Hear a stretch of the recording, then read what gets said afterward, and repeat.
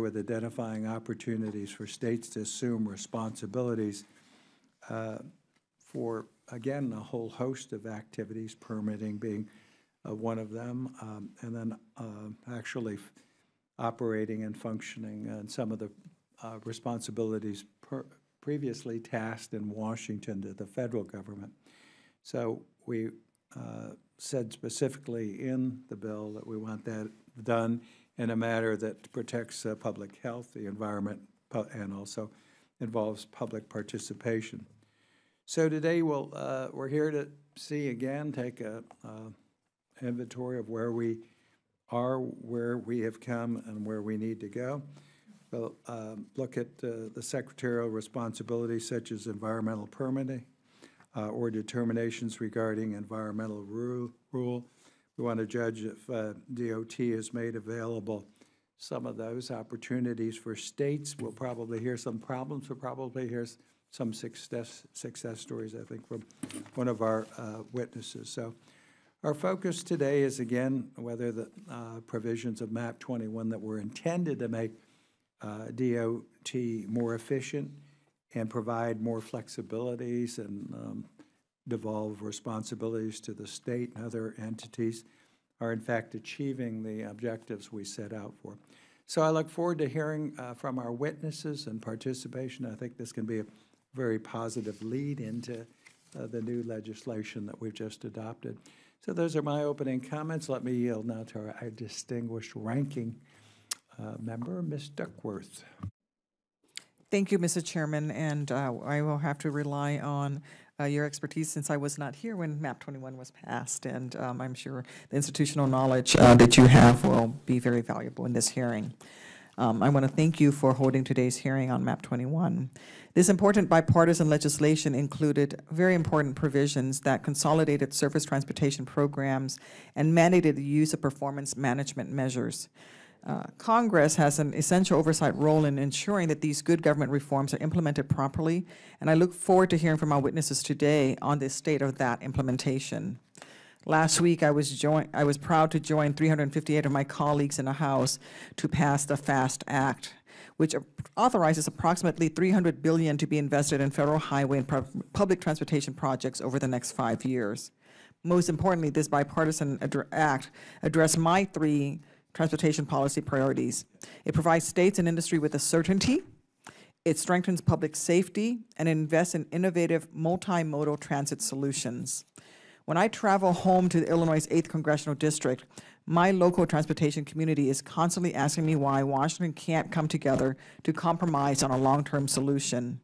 And they've grown frustrated with the short-term, kick-the-can, Band-Aid fixes that prevent states and local government from effectively planning long-term projects. So I'm especially pleased that Congress has worked in a bipartisan manner to craft legislation that includes 5 years of funding at adequate levels. I'm particularly relieved that according to the Illinois Department of Transportation, the FAST Act will provide my home state with nearly $3 billion in public transit investments, the fourth highest allotment behind only New York, California, and New Jersey, and approximately $7.5 billion in total highway investments. However, it's important to note that while the FAST Act represents progress, it's far from perfect. Indeed, I am co-sponsoring the Grow America Act, which authorizes $478 billion to rebuild our infrastructure over a 6-year period. I'm on record supporting a bill that would provide states with even greater levels of investment and certainty than the FAST Act. In my view, investing in American infrastructure is the ultimate taxpayer win-win. It sustains well-paying American transportation industry jobs, and it creates new ones. Investing in American infrastructure is one of the most effective fiscal policy options to increase economic growth and employment. And yet, despite our nation's crumbling system of roads and bridges and the public's support for investing in their tax dollars in local projects that create new American jobs, Congress remains unable or unwilling to dramatically increase investments in our transportation system. At the same time, the American Society of Civil Engineers gave America's roads a grade of D in its 2013 infrastructure report card. And furthermore, their 2014 report card for my home state of Illinois, the findings are just as disturbing. The report states that severe traffic congestion costs Illinois' economy billions of dollars and lost productivity each year. Congestion is is estimated to cost approximately $4 billion annually for the Chicago area alone, and 42% of Illinois' major roads are in poor or mediocre condition. Driving on those roads costs Illinois motorists $3.7 billion a year in extra vehicle repairs and operating costs. This is simply unacceptable, especially when multiplied by 50. The FAST Act is a step in the right direction, but further action is needed. I would simply note that it is my hope that over the next 5 years, Congress can work in a bipartisan fashion to develop a truly sustainable and long-term infrastructure solution for our nation. Throughout our nation's history, our economic growth has been driven by significant infrastructure investments, from the construction of the Erie Canal in 1807 to the creation of the Transcontinental Railroad in 1869 to President Eisenhower's visionary establishment of the interstate highway system in the 1950s. It's our responsibility to preserve this proud legacy and continuing making important investments that will enhance America's ability to thrive and compete well into the 21st century. Again, I'd like to thank you for holding a hearing, and I yield back. Thank the gentlelady, and again, we'll leave the record open for other members who wish to submit a statement, and I'd like to recognize our panel of witnesses. I'm pleased to welcome first Mr. Thomas Edgidson, and he is the Chief Counsel at the Federal Highway Administration, Department of Transportation. Mr. Edgidson is accompanied by two experts from the Federal Highway Administration, and I'm going to swear them into, which we'll do everyone in just a few minutes.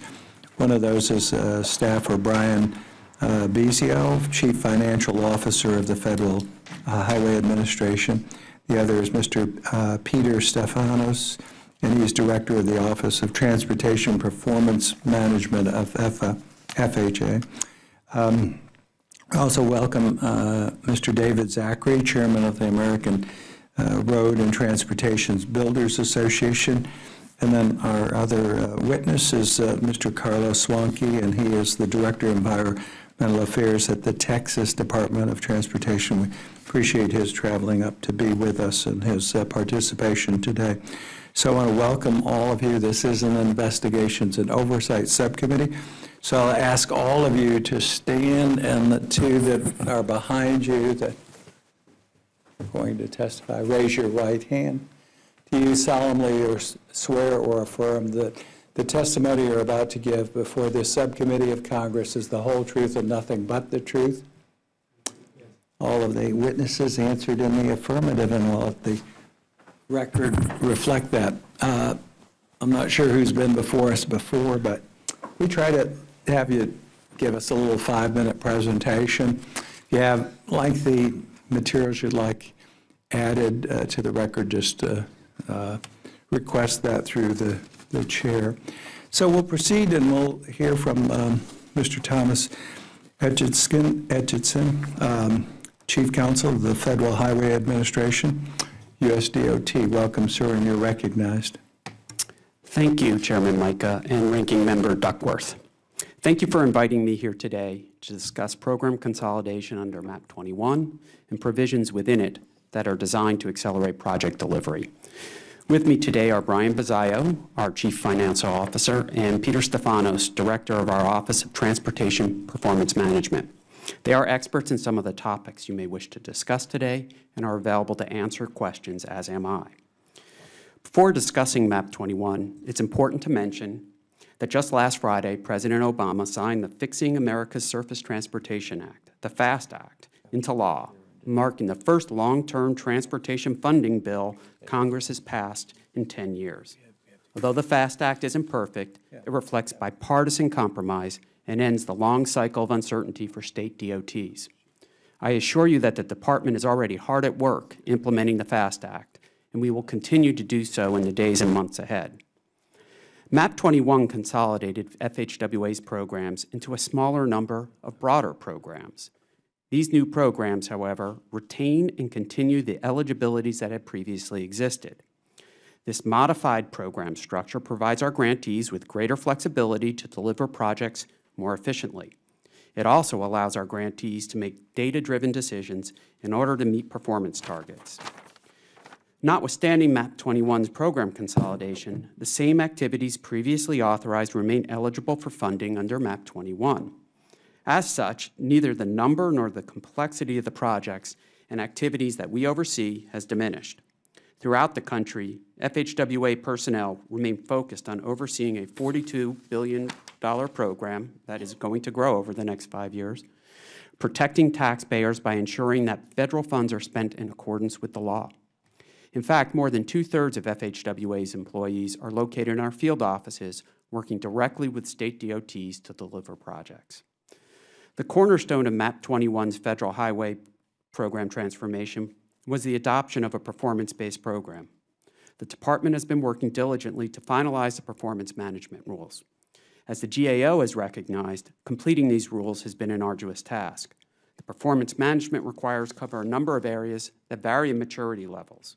In some cases, we have had to establish the new methods, standards, and data sources necessary to implement an effective national program. Because state and MPOs will need to comply with these new requirements, it has been particularly important for DOT to engage with these stakeholders and carefully consider the impact on them. FHWA is looking forward to the benefits that performance-based policy framework will bring in terms of helping states focus their expenditures where they are most needed. Implementing the performance management requirements and assisting states and MPOs as they transition towards this framework remains a priority at FHWA. We believe performance management is a key tool to prepare the Federal Aid Highway Program for the future. MAP 21 also included provisions designed to support innovation and improve efficiency in the delivery of transportation projects, and thus complemented the successes of FHWA's Everyday Counts partnership with states, local governments, and the private sector. We believe these provisions, together with our EDC efforts, are helping move projects from concept to completion more efficiently, saving time and money and allowing the public to enjoy the benefits of upgraded infrastructure more quickly. Immediately after passage of MAP 21, FHWA began working aggressively to implement these provisions by conducting outreach sessions with stakeholders, issuing guidance, and working collaboratively with other federal agencies. These efforts helped us advance rulemaking and guidance documents in accordance with statutory deadlines and identify and resolve concerns from agency partners. We have now completed all the project delivery rulemakings with a statutory deadline and continue our broader efforts under EDC to improve and expedite the delivery of highway projects. Mr. Chairman, thank you again for the invitation to appear here today on behalf of FHWA. This concludes my remarks, and I look forward to your questions. Okay, and they're not going to give opening testimony, but Brian Bizio and Peter Stefanos, come on up and take your chairs here. And we'll turn to the next witness, which is Mr. David Zachary, Chairman of the American Road and Transportation Builders Association. Welcome, sir, and you're recognized. Thank you. Chairman Micah, Representative Duckworth, I'm David Zachary. I'm CEO and President of Zachary Corporation in San Antonio, Texas. And I'm here today on behalf of the American Road and Transportation Builders Association, as well as honored to serve as the chairman. Chairman Micah, I'd like to begin by commending you for your leadership over many years in working to cut through the bureaucratic red tape that has plagued transportation project planning and approval process. You made great contributions to this effort as the lead author of MAP 21. We also appreciate the subcommittee convening this session to review progress in this area since MAP 21's enactment. Project delays not only waste federal resources, they also delay mobility and safety enhancements and stifle job and economic growth. The 2012 MAP 21 Surface Transportation Law commendably and appropriately attempted to shorten the 9 to 19 months or years it takes to plan, gain approval of, and construct a major new federally funded highway project. Among MAP 21's many significant reforms was an expansion in the use of categorical exclusions, or CEs. The CE is used when projects create minimal impacts on the environment. Under MAP 21, most routine projects were automatically classified as CEs, including those in response to emergency situations and projects undertaken within an existing right-of-way. This use of CEs can shave years off an environmental review process. For example, The emergency CE was put to use in May 2013 when a truck hit the I-5 Skagit River Bridge in Mount Vernon, Washington. Application of the CE allowed repairs to the bridge to begin within 24 hours of the accident and allowed the bridge to reopen to traffic after only 27 days. MAP 21 also expanded the opportunity for states to conduct their own environmental reviews. Both California and Texas have taken advantage of this opportunity. Ohio is poised to do the same, and Florida and Utah have also indicated their interest. The initial results are very positive. California has said it has been able to reduce the amount of time for the most complicated environmental review documents by years. Though Texas was only approved for the program late last year, it is estimated an average time savings of 25% for project reviews. However, it's important to note that these, as well as many other MAP 21 reforms, are discretionary, not mandatory. The more state and federal agencies choose to use the opportunities afforded by MAP 21, the greater will be its impact. On a separate topic, MAP 21 included a provision originating in the House reauthorization proposal directing U.S. DOT to provide transparency regarding the use of federal highway funds. Similar to what the federal government did with the highway funds spent from the economic stimulus bill, this tool had the potential to provide a real, tangible connection to the taxpayers by explaining exactly how the money they sent to the federal government is spent on projects in their states and communities. More than a year after expiration of MAP 21, these efforts have yet to be started. Mr. Chairman, we commend the U.S. DOT for telling the public how $27 billion in highway stimulus funds were spent. The same treatment should apply to the $80 billion in core highway improvements that occurred over the same time period. Unfortunately, there are not many examples yet of the time and money-saving benefits MAP 21 reforms could provide. The MAP 21 reforms are aimed at large, complex, very expensive, multi-year projects. Without the assurance of stable and predictable long-term federal funding, states are often reluctant to proceed with these types of projects. The recent enactment of a 5-year reauthorization bill should help remedy this concern.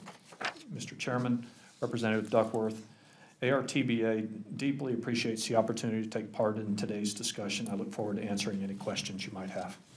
Thank you. We'll hold questions, and we'll now hear from Carlos Swanke. He's the Director of Environmental Affairs, Texas Department of Transportation. Thanks for being with us. You're recognized. Thank you. Chairman Micah, Ranking Member Duckworth, my name is Carlos Swanke. I am the Director of the Environmental Affairs Division at the Texas Department of Transportation.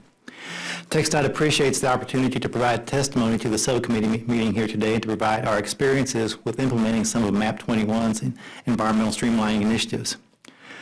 Since its passage and subsequent rulemaking, TxDOT has taken advantage of many of the streamlining provisions. In my testimony, I've also offered comments on program consolidation and toll interoperability. TxDOT environmentally approved over 1,800 projects last year. Our project delivery program involves billions of dollars worth of projects and is highly dependent upon an environmental process that is efficient and predictable. Provisions in MAP 21 helped us to improve our efficiency and the predictability of the environmental process. I'll provide some specific examples here. Section 1313 of MAP 21 made permanent the Surface Transportation Project Delivery Program, which allows states to assume environmental approval authority under the National Environmental Policy Act, typically reserved for the Federal Highway Administration. In September of 2014, FHWA finalized the rule establishing the program. On December 16th of last year, TxDOT and FHWA executed the Memorandum of Understanding allowing TxDOT to participate in the program. The general benefits of NEPA assignment come from the removal of a layer of review in the environmental process and the increase in independent decision-making of the state DOT. Even though we have been in the program for a year, it is difficult at this time to quantify the time savings we've realized. The reason is because larger projects may have an environmental review that extends several years. As such, we have not had the opportunity to start and finish a large project with the NEPA assignment authority. I will say that we are seeing a trend that shows that projects being approved with an environmental assessment NEPA classification, these projects are taking closer to 2 years as opposed to the average of about 3 years prior to NEPA assignment. I can also say that smaller projects, timeframes for smaller projects that are approved with categorical exclusion determinations are now being measured in days and weeks instead of months or years. I'll talk more about the MAP 21 categorical exclusions in a moment. I feel confident in saying that TxDOT's transition to and implementation of NEPA assignment has been successful. We are seeing time savings.